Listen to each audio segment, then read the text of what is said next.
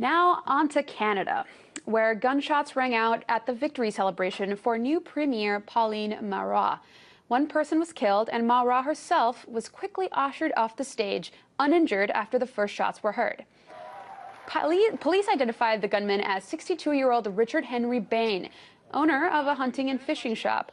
Bain apparently lit a small fire behind the building where the rally was held before being detained.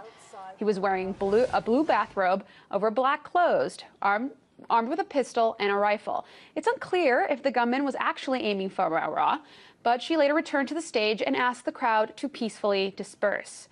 Historically, Canada has been split in recent months between the government and the people who are protesting student tuition hikes, the likes of which the country has never seen before. The hikes caused days of mass protests and riots throughout Montreal and massive political fallout.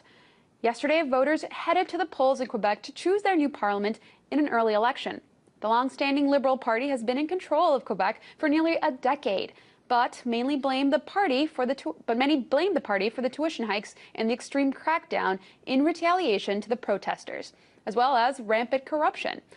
This brings us to last night, where the Parti Quebecois returned to power, naming Marois as Quebec's first female premier in a minority government. Now the Parti Quebecois is in favor of the province breaking away from Canada, though the chances of that happening are doubtful at this point. So for more on the Quebec elections, here's Michael Boyer, journalist with Astral Radio.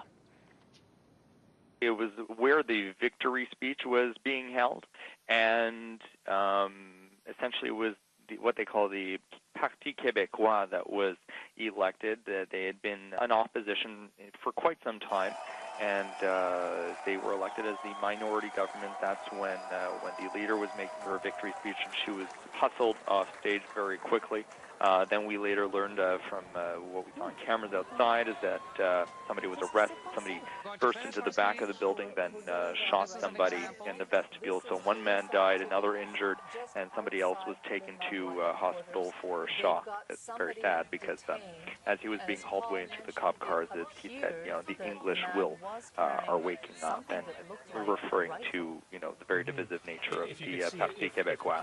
There are years and years and years of confrontation about the party and their ideas to separate Quebec from the rest of the country, and it's a very divisive topic. And the fact that they were elected as a minority, many see it as a defeat and a threat to Quebec and Canada as a whole country. The Separatist Party has said during the election campaign that they're not going to hold a referendum if the time is not right, if that's not really what the population wants. Really, what we're hearing is that it's only about 28% of the population that would in fact support a referendum if we were to have one.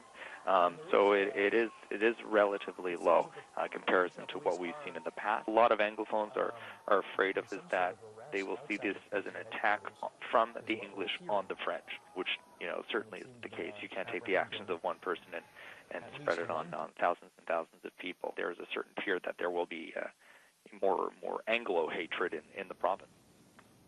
That was Michael Boyer, journalist with Astral Radio.